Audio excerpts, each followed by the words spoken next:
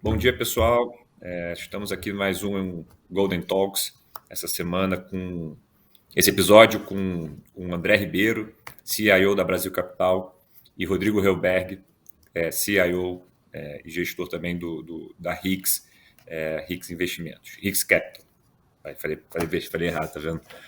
Corta aí, desculpa aí, pessoal. Então, vamos lá. Depois a gente faz depois também, se for o caso. Ai, cara. Tá bom. Fica tranquilo que o Rodrigo tem até meia-noite hoje, que é sexta-feira.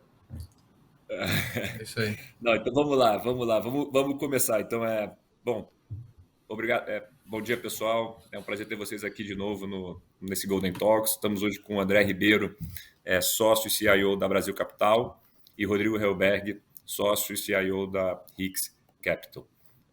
Hoje vamos bater um papo aqui sobre o mercado de ações e espero que vocês gostem. Já de antemão agradeço a presença de vocês dois com a gente.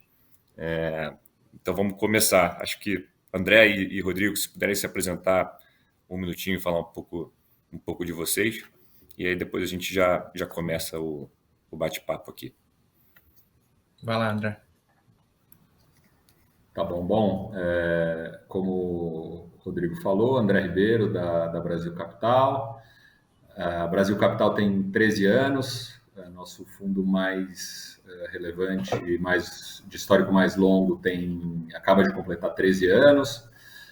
Hoje a empresa administra 11 bilhões de reais entre recursos de investidores locais, investidores estrangeiros, tanto fundos de universidades, fundos de pensão, fundos soberanos, localmente também fundos de pensão, foco também em fundos de previdência, family offices, multifamily offices, bancos e plataformas. A nossa equipe está em conjunto há muitos anos já. Nossa política é de contratar, treinar e reter as pessoas.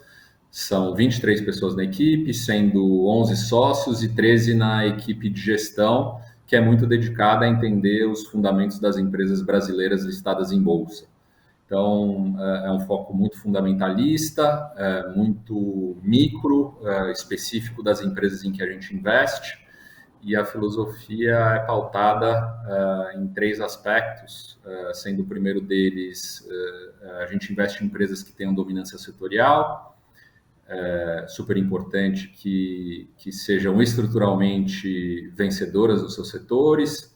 Via de regra, essas companhias são administradas e têm como sócios gente de alta qualidade, com capacidade de alocação de capital, de fazer com que essas empresas cresçam ao longo dos anos, mesmo em ambientes macroeconômicos difíceis. E claro que a gente também está em busca de uma distorção muito grande entre o valor justo das empresas, valor intrínseco, e o preço de mercado, o valor pelo qual a gente consegue comprar essas empresas em bolsa. Então, esse sempre foi o foco da companhia durante esses 13 anos, e hoje a gente tem escritórios tanto em São Paulo quanto em Nova York, uma iniciativa há 4 anos tomada pela empresa para entender a evolução dos mercados mais desenvolvidos e para que a gente possa aplicar esse conhecimento nas empresas brasileiras e em tendências que podem acontecer no mercado local. Obrigado, André. Rodrigo? Bom, eu sou o Rodrigo, sou fundador e gestor da RIX Capital. A RIX é uma gestora que completou 9 anos recentemente. A gente administra aproximadamente 2,5 bi de reais, principalmente em ações, mas também fazemos alguns investimentos privados em companhias fechadas. A nossa base de investidores é composta principalmente de famílias de alto patrimônio brasileiro, fundos de pensão.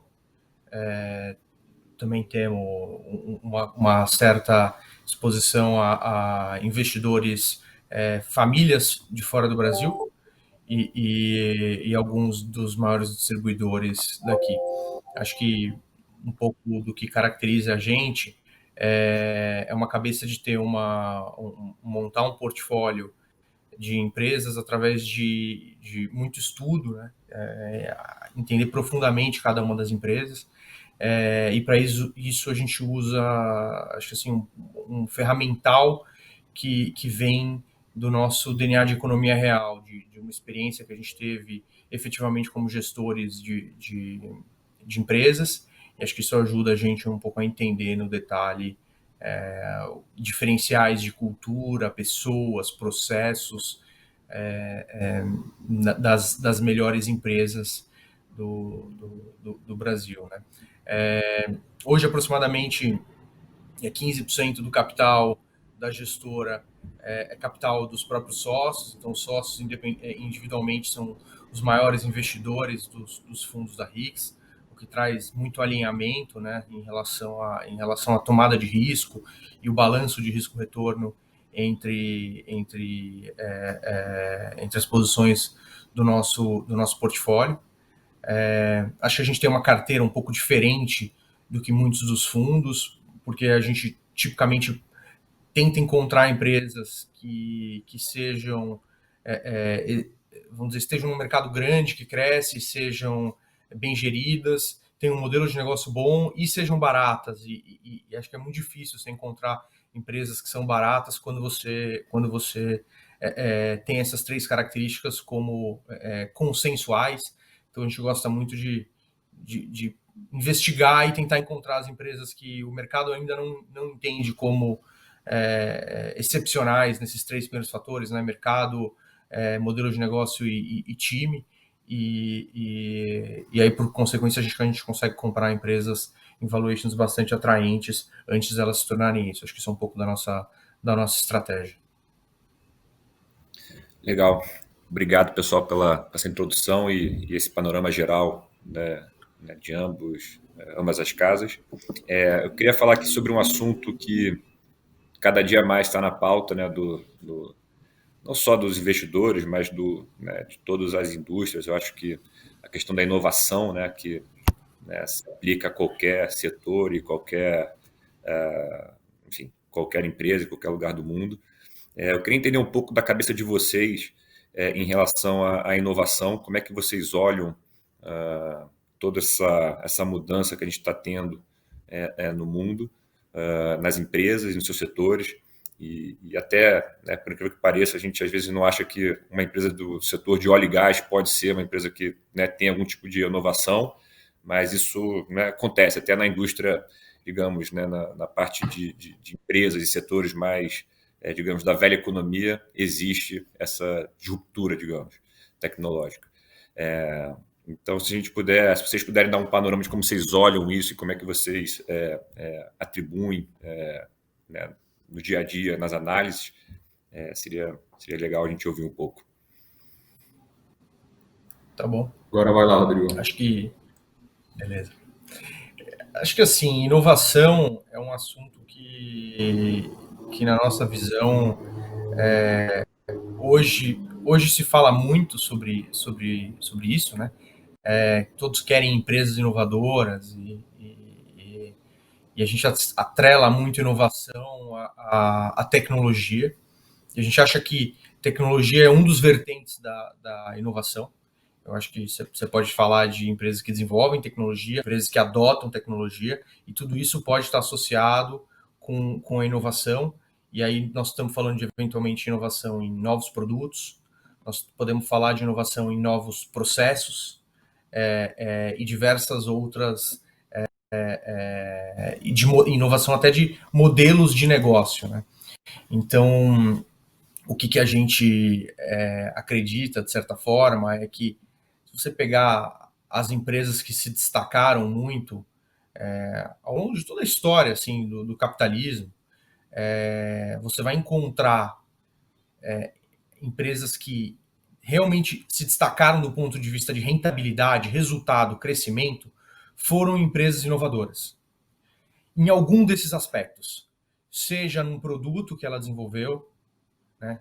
Algum dia alguém pegou lá um xarope com uma série de componentes, transformou aquilo numa Coca-Cola e aí ele desenvolveu um produto inovador, virou a Coca-Cola e aquilo se tornou o fenômeno que é. Hoje, Coca-Cola já não é mais uma inovação, mas o produto pode ser uma inovação, pode ser o processo, né? Você pegar o Grupo Garantia, o Banco Garantia, né? Que deu origem a 3G depois, quando comprou a Brahma, inovou no modelo. Então, pegou um modelo de gestão da companhia, inovou ao aplicar uma cultura de corte de custos muito forte, método, e com isso conseguiu mudar completamente um paradigma de uma indústria. Não deixa de ser uma inovação.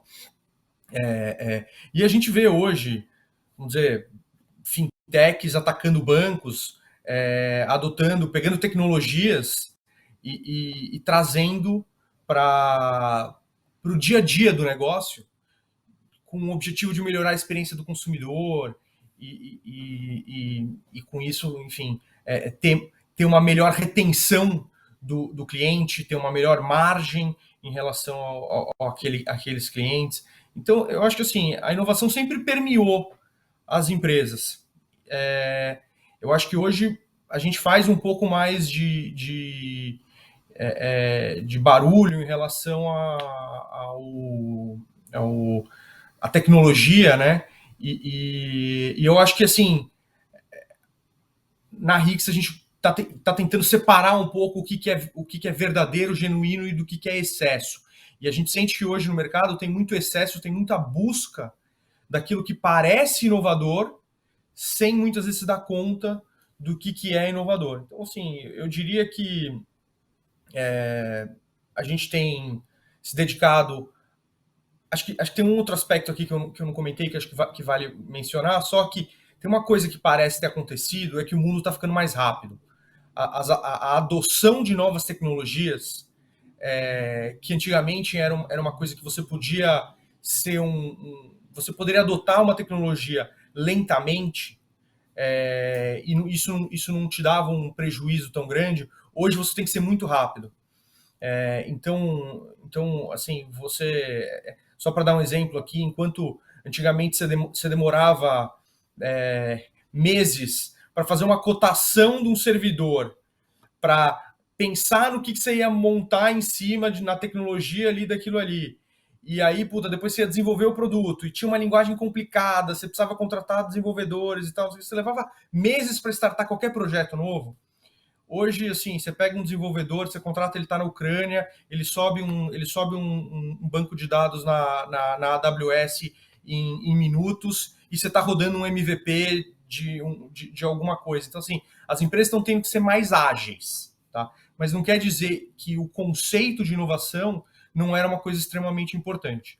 Então, eu diria o seguinte, esse é um assunto que a gente tem estudado muito, e tem tentado separar um pouco o joio do trigo do que é inovação, que gera valor, gera vantagem competitiva, daquilo que é simplesmente espuma. E a gente tem visto dos dois, tá? A gente tem visto muita inovação que de fato tem ajudado empresas a gerar vantagens competitivas. Acho que a gente pode citar aqui um exemplo de uma transformação incrível que aconteceu. E aí, indiferente do que está acontecendo com o preço da ação, mas da Magazine Luiza, quando você olha 10 anos para trás e vê, Via Varejo era um monstro, a Magazine Luiza era uma fração dela, e aí ela adotou tecnologia, adotou processos, adotou uma mentalidade mais ágil e se tornou muito maior do que em rentabilidade, em operações, do que um concorrente que era 5 vezes o tamanho dela. Então, assim, a tecnologia permite uma inovação e criação de vantagem competitiva relevante. E do outro lado, a gente vê muita espuma também. Aí tem uma série de empresas aí que abriram capital recentemente, que se vendiam como eu sou inovadora, eu sou tecnológica, e a gente viu que na prática eles não tinham vantagens competitivas reais contra os incumbentes, então apareceram aí e foram dizimadas rapidamente depois de 1, 2 ou 3 trimestres de resultados que não chegaram onde os investidores esperavam que elas chegariam. Ótimo. Eu não tenho, no fim das contas, nada a agregar em relação ao que o Rodrigo falou. Acho que a resposta absolutamente completa, e talvez só uma necessidade que que a gente sinta é de inovar também como gestores de recursos, né? E inovar não passa por fazer maluquice, coisas novas, mercados novos, mas sim adotar novos processos, novas iniciativas que eventualmente podem ou possam nos dar vantagens competitivas dentro de uma indústria que é absolutamente de alta performance e com uma competição muito forte. Então, assim como o Rodrigo mencionou, a necessidade de inovação para as empresas em que a gente investe, é bastante necessário que também, como gestores de recursos, a gente seja capaz de se adaptar, adotar novas tecnologias, inovar para, de fato, alcançar novos resultados. E essa questão de inovação, muito ligada à tecnologia, de fato, existe um estudo da McKinsey que mostra que nos últimos 10 anos, as empresas do S&P que mais subiram foram as empresas que mais inovaram. Portanto, os investidores passam a buscar empresas que inovam como se fosse garantia de retornos futuros também, o que não necessariamente vai ser verdade. Quer dizer, a gente passou por uma década em que o Nasdaq subiu de maneira muito importante. Naturalmente, as empresas do Nasdaq são de tecnologia, muitas delas muito inovadoras, e aí você tem esse resultado.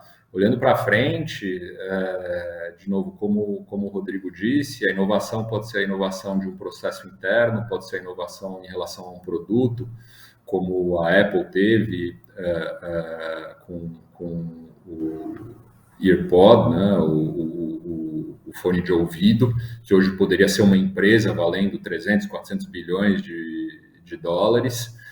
Pode ser uma inovação relacionada à tomada de decisão de um gestor, como Warren Buffett, que se adaptou e mudou, quer dizer, com uma carteira super concentrada em Apple, ele que era e sempre foi um investidor de empresas mais antigas, com produtos mais estabelecidos, e barreiras de entrada, e o Rodrigo também citou a Coca-Cola, que está na carteira dele há muitos anos, mas foi lá, ele se adaptou como gestor e investiu na Apple, e hoje é o maior investimento dele. Então, só para também colocar que, como gestores, muitas vezes a gente tem que inovar dentro das nossas empresas para sobreviver, e isso se estende por toda a economia. Perfeito, André. Obrigado pelo complemento. E eu até queria pegar um gancho com o que o Rodrigo comentou sobre, acho que separar o que é de fato empresas que estão inovando, tecnológicas e de fato vão gerar valor, e o que na verdade é a espuma, que se vende como uma inovação e na verdade não é. São duas perguntas aqui. Primeira, cara, até onde vai essa leniência do mercado, acho que de capitais, em relação a dar o funding para essas empresas, e de fato eu acho que isso tem sido muito latente no mercado nos últimos anos, muita empresa ruim vindo ao mercado e conseguindo captar recurso.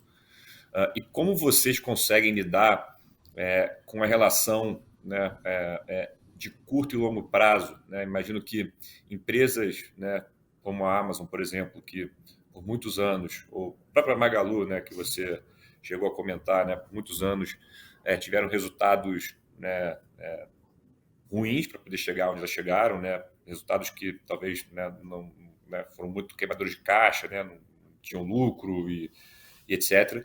Como é que você consegue se posicionar nessas empresas, em um momento, talvez, antes desse ganho todo, dessa mudança de patamar dessas empresas, quando você tem atrelado aí o teu resultado de curto prazo, o investidor te ligando para, cara, por que essa cota está caindo? E você olhando, não, cara, isso aqui no longo prazo tem muito valor.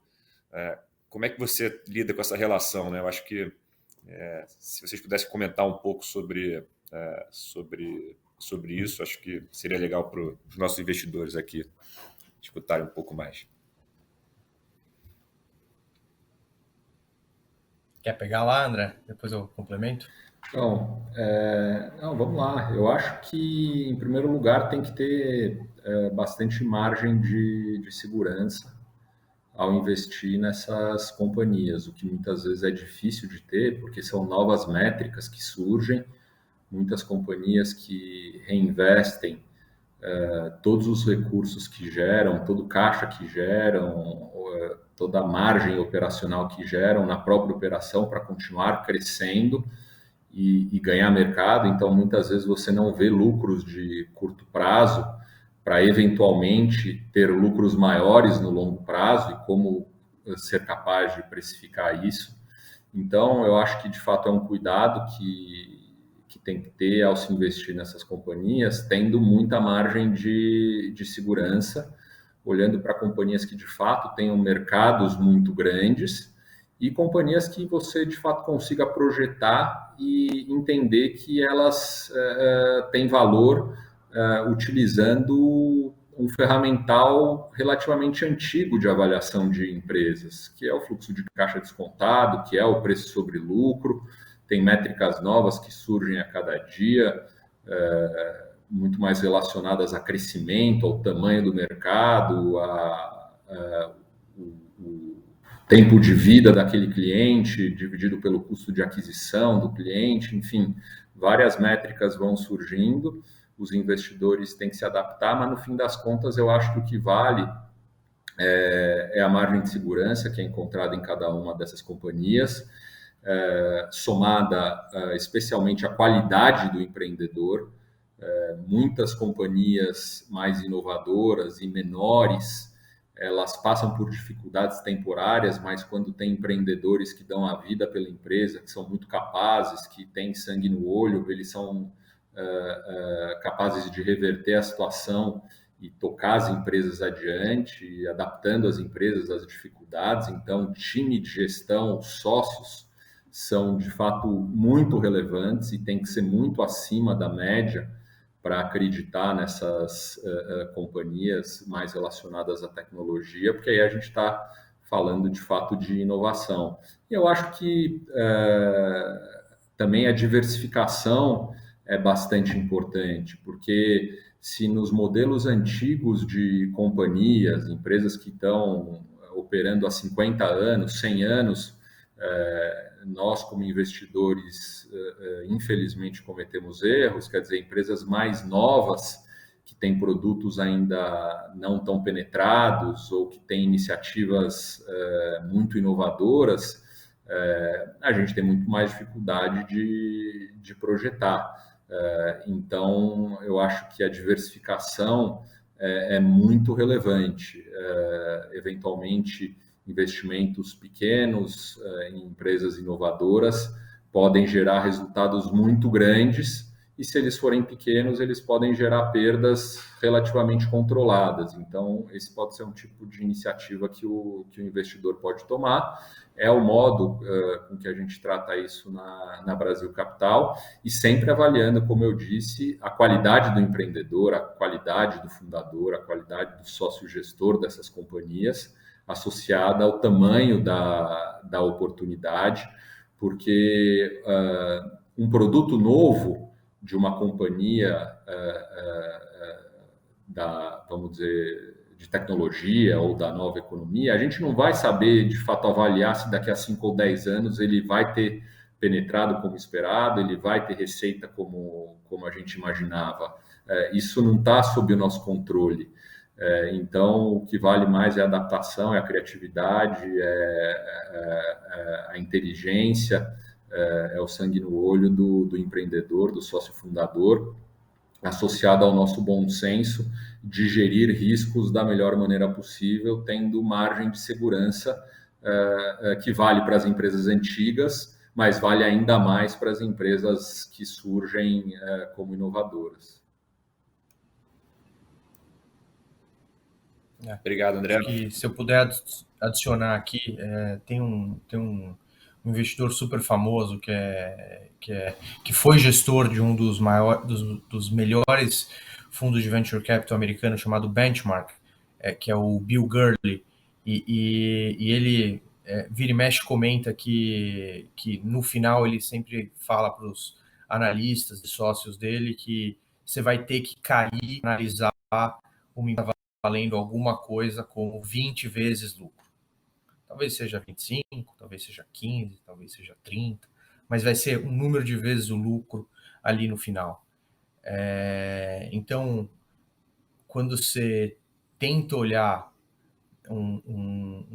assim, pelo menos na RIX, a gente, em todos os novos investimentos que a gente fez, a gente nunca abriu mão de tentar fazer uma avaliação de o que é o mercado em 5, 10, 15, 20 anos. A única diferença entre os negócios que a gente estava acostumado a olhar e esses negócios mais novos é que, em vez de enxergar 5 anos para frente, agora a gente às vezes tem que enxergar 10 ou 15 anos para frente, porque o mercado está menos desenvolvido.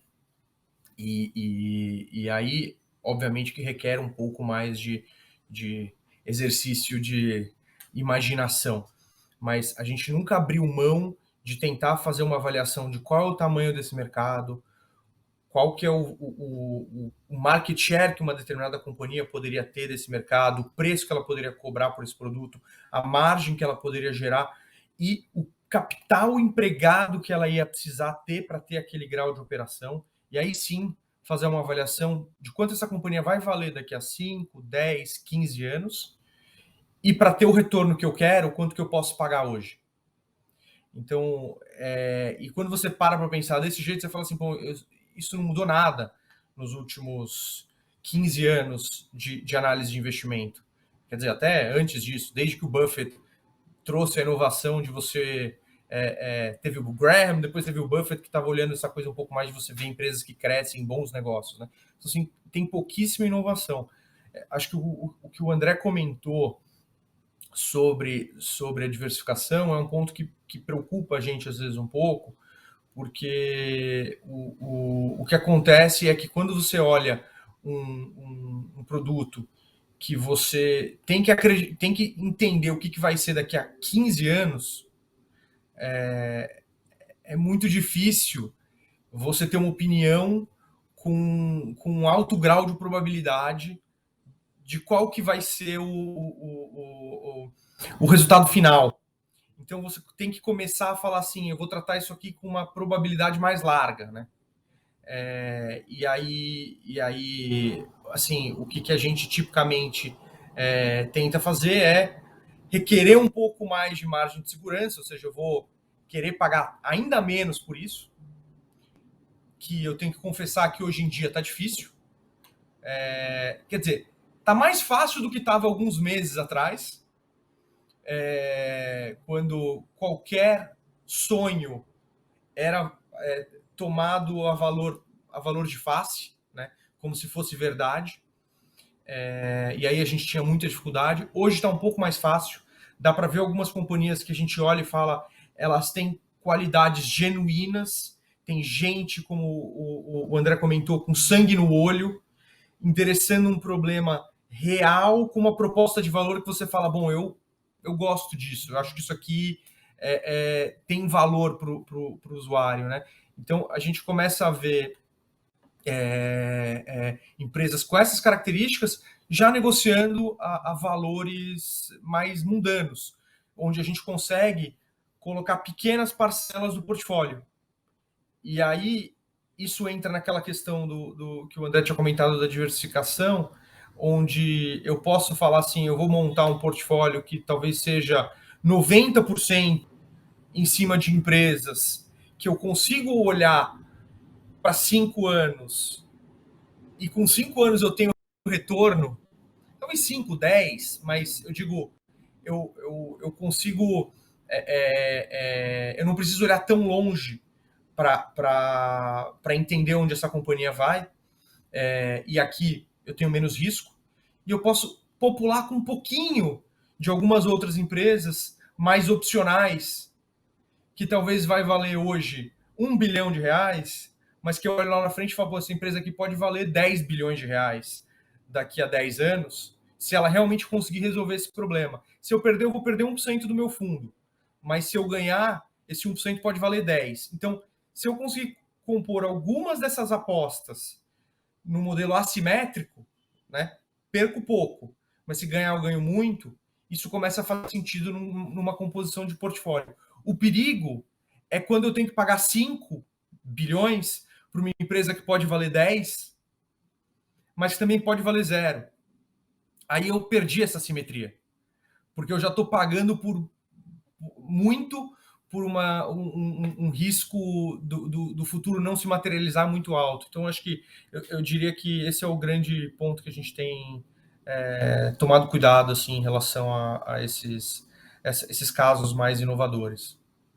E aí, só para pegar um último ponto que você tinha perguntado, só já que é a questão de como lidar com os investidores e com esse dilema, essa dicotomia do curto prazo versus o longo prazo, né?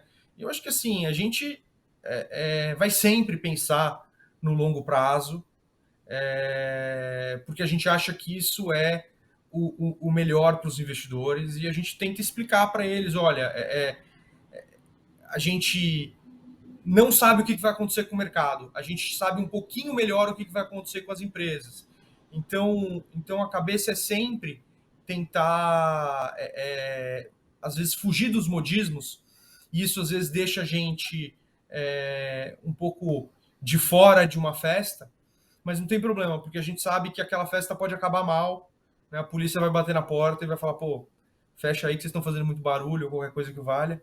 Então, assim, eu acho que no final é sempre olhar com muita disciplina para o longo prazo e construir uma carteira, um portfólio que com prazo longo vai performar bem. Às vezes você fica um pouquinho fora de moda, mas no longo prazo isso é muito melhor do que você ficar tentando buscar o que vai ser o novo modismo, vamos dizer. E só complementando o que o Rodrigo falou, quer dizer, cada casa de investimentos, cada gestora tem o seu modo de atuar e tem que existir, vamos dizer, uma predisposição, um conforto de atuar dessa maneira e focando no nosso caso da Brasil Capital e da RIX também no longo prazo, e a gente não tem que se adaptar às demandas dos investidores. O investidor, claro que ele sempre quer o melhor resultado o mais rápido possível, mas isso, na maioria das vezes, é impossível de acontecer. O jogo de investimento em empresas é um jogo de longo prazo, de compor resultados ao longo de décadas, e não ao longo de semanas ou meses. E a gente procura educar, conversar com os investidores sobre esse assunto muito seriamente. E a gente entende que o investidor do outro lado, ele é maduro o suficiente para tomar suas próprias decisões. Muitas vezes ele fica inquieto, desconfortável e tem a liberdade de desinvestir do fundo.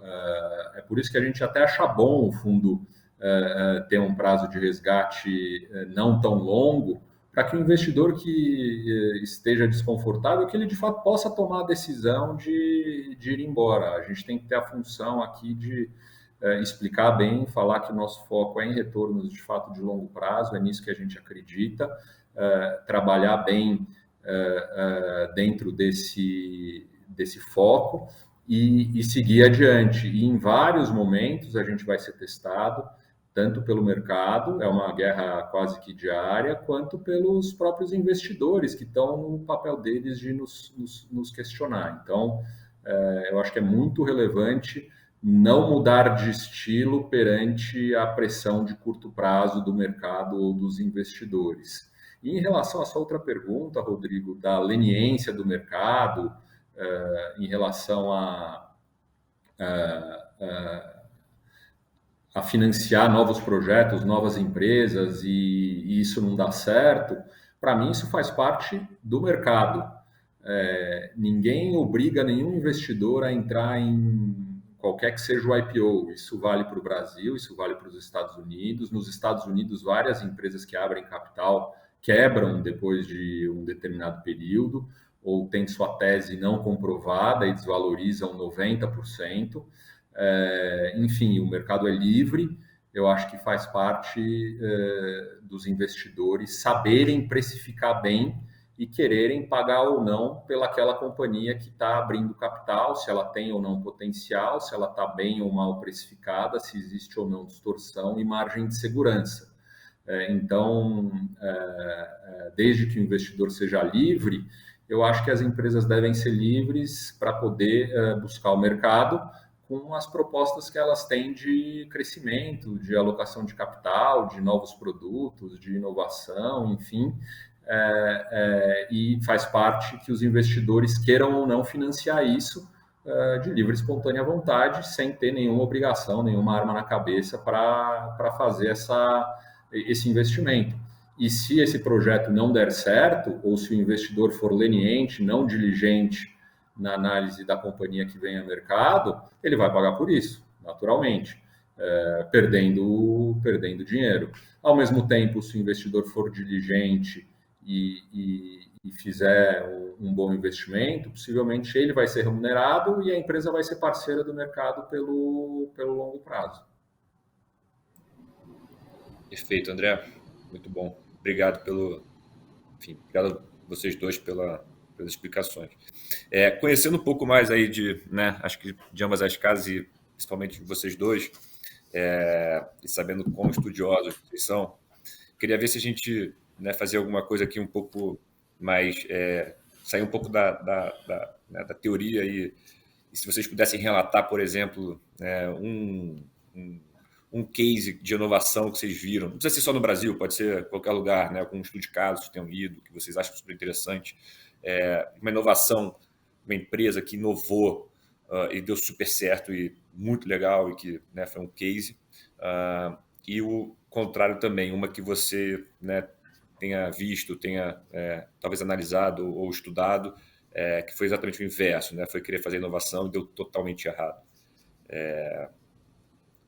As perguntas difíceis eu deixo para o Rodrigo responder. Quer começar nessa, André? Não, vamos lá. Vai lá, fala, Rodrigo. Não, tá bom. Eu vou começar com algo inovador e que acho que talvez a maioria das pessoas não pensam, assim. Eu vou falar um pouco da Eneva, que em 2019 ganhou um leilão para construir uma térmica em Roraima. E o problema era um problema muito interessante, era um problema onde você precisava construir uma térmica em Roraima a gás com preço competitivo de gás. E o problema é que você não tem gás por perto de Boa Vista. E se você tivesse que trazer gás de navio de fora do Brasil, você teria um custo elevadíssimo e a conta não ia fechar. E a Eneva tinha um poço, um campo de gás natural no Amazonas, a mais ou menos 1.000 quilômetros de distância. E ela foi super inovadora, trouxe um modelo que nunca tinha sido feito no Brasil, que foi você pegar, e que foi, de novo, uma inovação de processo, né? Ela procurou tecnologias disponíveis, onde ela pegou aquele gás naquele campo, ela construiu um terminal de liquefação em pequena escala, onde você constrói cilindros que vão em cima de caminhões. Então, ela liquefaz o gás numa pequena planta, coloca esse gás líquido num cilindro, transporta isso num pipeline virtual por 1.000 quilômetros de estrada, liga na planta, regaseifica aquele gás e consegue produzir energia com isso.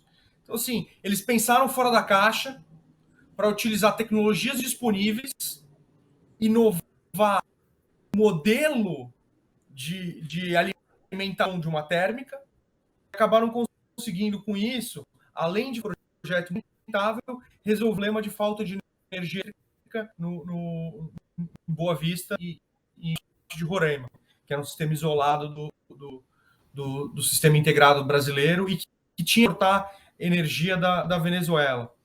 Então, assim, esse projeto foi um projeto de altíssima rentabilidade para a Eneva, levou ela a uma criação de valor na época, acho que aqui algo da ordem de 20% a 25% do valor de mercado que a empresa tinha naquele momento. Tá? Então foi uma inovação super interessante.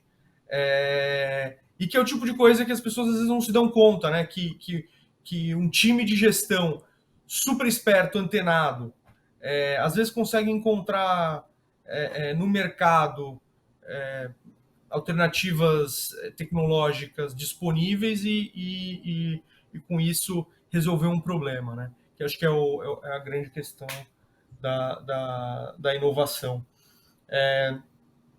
Puxa, do lado de casos que deram errado, assim, um monte. Pós-morte, pois é, né? As tentativas, elas são tem diversos, né? E a maioria das empresas que inova erram, porque quem não erra, o direito de errar para inovar, também não consegue acertar. A diferença entre uma empresa que tem sucesso em inovação de uma empresa que fracassa em inovação é que a que tem sucesso, ela entende que ela faz os projetos e perde pouco naqueles que ela percebe que não tem futuro e mata rápido eles e põe energia e muito esforço naqueles que elas acreditam que tem futuro. E aí a gente acha que de fato tá a diferença. Então, assim, tem inúmeros casos de empresas que acabaram tentando projetos e mataram. As que não foram capazes de matar os projetos acabaram quebrando, algumas delas. Outras estão indo adiante.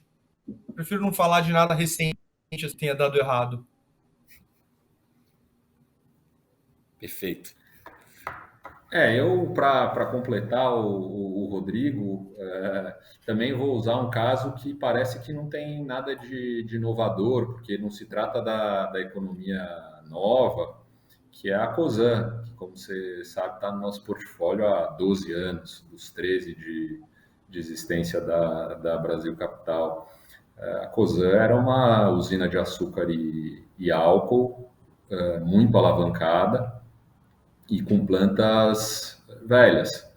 E aí um time de pessoas tentando acertar com, enfim, bastante capacidade, e no meio do caminho eles erraram também, eles acabaram construindo talvez o maior conglomerado brasileiro em termos de tamanho, de receita, de opções de crescimento diferentes, atuando especialmente em 3 negócios específicos. O de ferrovias, que também não tem nada de novo, mas muito novo dentro do Brasil, dentro da matriz de transporte brasileira, e era um negócio que não fazia parte do Grupo Cosan e que eles, de fato, transformaram um contrato que eles tinham com a ALL na Rumo, que hoje é a maior ferrovia do país. A Compass, que é um negócio de infraestrutura, de energia e gás, que também veio da aquisição da Comgás que eles fizeram há vários anos, há quase uma década, também não fazia parte do portfólio deles e se mostrou algo extremamente rentável e promissor. E aquela usina de açúcar e álcool, bastante alavancada financeiramente, há mais de uma década, ela se tornou a Raízen, que é dividida em Raízen Energia e Raízen combustíveis. A parte da raiz em energia tem o negócio de açúcar e álcool, mas tem o negócio também de energia renovável. Quer dizer, eles vão fazer aproveitando todos os restos de produção de açúcar e álcool, eles se propõem a fazer o etanol de segunda geração, que tem um mercado na Europa, nos Estados Unidos, na Ásia, extremamente promissor. E do outro lado, eles têm o negócio de distribuição de combustíveis, aliado à marca Shell, que também não fazia parte do portfólio há 10 anos. Então, foi um grupo de executivos que conseguiu inovar, criar, alocar capital em negócios da economia velha, digamos assim, ferrovias, distribuição de combustível ou distribuição de gás natural, mas que, de fato, inovaram muito, treinaram as pessoas corretamente, focaram na sucessão e hoje se mostra um dos grupos mais promissores do país e já de um tamanho muito grande, com muita inovação. Agora, no meio do caminho, como o Rodrigo falou, houve vários erros. Eles erraram em vários projetos no meio do caminho, alocaram capital eventualmente erradamente, eles se propõem a alocar capital em novos negócios, agora, enfim, numa mineradora também, economia velha, com uma parte logística e de porto, minério de ferro que a gente está falando, a gente não sabe se isso vai dar certo, a gente acredita na capacidade de execução deles, nesse time de executivos, com muito foco em, de fato, apostar corretamente em negócios que podem se mostrar muito geradores de valor, mas, de fato, se eles errarem, eles não vão perder muito com o negócio. Eles fizeram um investimento em distribuição de combustíveis na Argentina, só que pagaram 2 vezes EBITDA, um valor muito baixo, e esse negócio já se pagou desde que eles fizeram há pouco mais de 2 ou 3 anos. Então, é aquele negócio de a capacidade de entrar em novos projetos que podem ser inovadores e não necessariamente ligados à tecnologia, e dentro desse próprio Grupo Cosan tem várias iniciativas de tecnologia, inteligência artificial, em cada um desses negócios que são mais ligados à economia antiga. Mas tem muito disso, de tentar errar pequeno e acertar grande. Isso é muito relevante para qualquer empreendedor brasileiro, para a gente como gestor de recursos, para você na Itajubá. A gente tem que ter essa cabeça de inovação e de tentativa e erro e não se penalizar quando erra. No Brasil, a gente tem essa cultura de penalizar as pessoas, os empreendedores que erram, e só fazer reverência aos que acertam, mas muitos dos que acertam porque fizeram uma sucessão de erros muito grande, e especificamente no caso da Eneva, a Eneva surgiu de um projeto muito grande, de um empresário brasileiro super sonhador, que é o Ike Batista, e que acabou quebrando em várias das empresas, para não dizer em todas as empresas que tinha abaixo no Grupo X, e a Eneva acabou surgindo dentro ou de uma dessas empresas que quebrou. Então, de fato, aquele sonho fazia algum sentido, mas o grupo de pessoas que estava tocando esse empreendimento naquele momento não foi capaz de fazer aquele projeto se tornar realidade e gerar resultado para os acionistas, como esse grupo que hoje toca a Eneva e é sócio da Eneva foi capaz. Muito bom, obrigado pela explicação, André e Rodrigo. Acho que para a gente fechar aqui, né, eu queria ver se quais seriam assim, os principais conselhos, né, que vocês, como investidores, né, principalmente, a gente fala muito, né, do gestor, mas fala de você também é um investidor, né? Qual que seriam os principais conselhos que vocês deixariam aqui para, né, o nosso público aqui que está nos assistindo? a experiência de vocês e acho que o sucesso que vocês tiveram, tanto empreendendo aqui né, no nosso Brasil, né? Cada dia que passa, né, todo dia é um dia, né, que parece que as coisas são mais complexas e mais difíceis, mas o que vocês falariam aqui para o pessoal? Dá para escrever um livro sobre isso, né? ou alguns livros sobre isso. Não que eu tenha capacidade de, mas eu.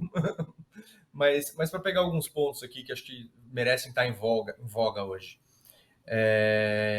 Acho que tem um investidor americano chamado Howard Marks que ele costuma falar que as árvores não crescem até o céu e que poucas coisas viram zero.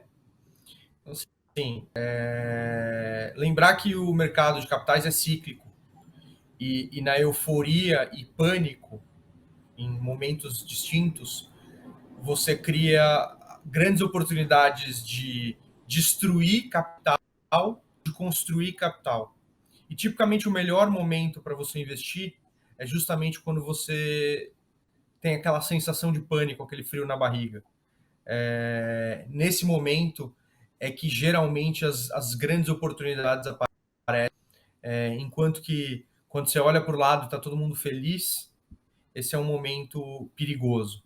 Então, eu acho que esse é o primeiro ponto, e eu acho que isso tem que estar muito vivo, porque a gente está num momento no Brasil onde cada vez mais a gente sente o cheiro de medo nos investidores, e é interessante isso, porque a gente saiu de euforia no final de 2019, para pânico logo no começo de 2020, para euforia ao final de 2020, e hoje a gente já começa a sentir sinais de medo no mercado, né? Então, sentir isso e saber qual é o momento do mercado onde você está, acho que é super importante, e se policiar para não fazer o que teu estômago está mandando, e sim o que a estratégia de investimentos diria que é para fazer. As coisas estão ficando mais baratas, você tem que aumentar a exposição um pouquinho, seguir o ritmo, seguir a sua alocação de capital estratégica. Estão ficando mais caras, está na hora de reduzir um pouquinho o risco, ir para ativos mais conservadores. Então, eu acho que esse é um ponto super importante para dizer aí, especialmente dado que nós vamos entrar num ano eleitoral no ano que vem, então as discussões vão ser bastante acaloradas, né? Então, acho que esse é vou deixar aí para os investidores. E para mim também, né? Quer dizer, a gente que, sei lá, faz investimento em empresas brasileiras há 20 anos e passa por toda essa dificuldade, olha para a última década e vê o S&P tendo gerado 10% ao ano em dólares, moeda forte, sem grandes volatilidades, né? Exceção feita ao ano passado com a Covid, mas, e ao mesmo tempo o Brasil, nesse período, ter gerado algo como menos 5% ao ano em dólares, a gente fala, pô, vamos desistir e vamos fazer outra coisa, investir no S&P ou na Nasdaq e ir para casa, né? Normalmente, quando você toma essa decisão, é que as coisas se invertem. Quando você é pressionado ao máximo e o seu estômago, como o Rodrigo disse, está doendo, é que, de fato, as coisas se revertem. Então, eu gosto sempre de usar uma frase que é especialmente atribuída ao Churchill, mas muita gente diz também que foi o Lincoln que falou que sucesso é ir de fracasso em fracasso sem perder o entusiasmo, né? Quer dizer, não tem muito jeito, você vai ter vários fracassos ao longo da trajetória, ao longo do caminho, e você não pode perder o entusiasmo, porque uma vez, em determinado momento, você vai acertar. Então, acho que no momento atual até, que a gente olha para o Brasil, né, e fala, poxa, a inflação está super alta, o juro vai para quase 2 dígitos, se é que não vai para 2 dígitos, o governo é irresponsável, a gente tem um presidente maluco, eu não estou fazendo aqui nenhum julgamento, tá? Só estou vindo com a retórica da imprensa. Mas o teto de gastos vai ser furado, a gente tem o problema dos precatórios, é uma bomba fiscal, e para terminar, ainda por cima, ano que vem a gente tem eleição e vai ser entre Lula e Bolsonaro, e eu tenho certeza que vai dar tudo errado para o Brasil, no fim das contas, né, se você levar em consideração todos esses aspectos. E ainda por cima, para piorar, os Estados Unidos, os juros vão subir, a gente vai ter a retirada dos estímulos, todos colocados ao longo dos anos, e a China está tendo quebradeira no setor de construção, então, e o Brasil depende da China, quer dizer, putz, vamos largar tudo e colocar tudo em renda fixa, 6, 7% ao ano, ou a inflação mais 5%, e deixar esse período passar. Mas é importante dizer, a gente não tem essa estatística para o Brasil, mas 80% do retorno da renda variável vem em 20% do tempo, ou algo assim, tá? Então, você não vai acertar esses 20% do tempo em que os 80% do retorno investindo em empresas vai te dar. Você tem que estar investido necessariamente. E, via de regra, é nesses momentos mais agudos, em que você não vê saída para o Brasil ou para o mundo, e que tudo é muito, obviamente, negativo, é que, de fato, as empresas ficam baratas e é possível comprar bons negócios com gente boa, assimétricos, por preços muito baixos. Então, eu daria essa contribuição. Deixe de lado o pessimismo macroeconômico, vamos olhar com cuidado para as empresas, pro valor delas, pro potencial delas, e se a gente fracassar, a gente vai adiante, vai seguir uma estratégia e, no fim das contas, vai acertar compondo resultados de longo prazo que são positivos. Então, tomar um tombo, levantar, seguir adiante e seguir a estratégia, e ter muito cuidado na avaliação de risco-retorno, possivelmente quando aparentemente está tudo muito ruim macroeconomicamente, é tudo muito óbvio que vai dar errado, é que os melhores investimentos são feitos. Muito bom. Pessoal, acho que a gente vai chegando aqui ao final da nossa conversa. Eu queria agradecer muito pela presença de vocês, é um prazer ter vocês aqui, enfim, como parceiros aqui da Itajubá, né, e também como, né, poder trocar ideia com vocês aí, né, com recorrência. Obrigado aí mais uma vez pelo tempo e espero que a gente se veja em breve. Obrigado, Soja. Obrigado, André. É um prazer estar com vocês dois de novo. Obrigado aos dois Rodrigos. É sempre bacana conversar com vocês, aprender, trocar ideias, enfim, então sempre à disposição. E obrigado pela parceria, pelas parcerias de longo prazo.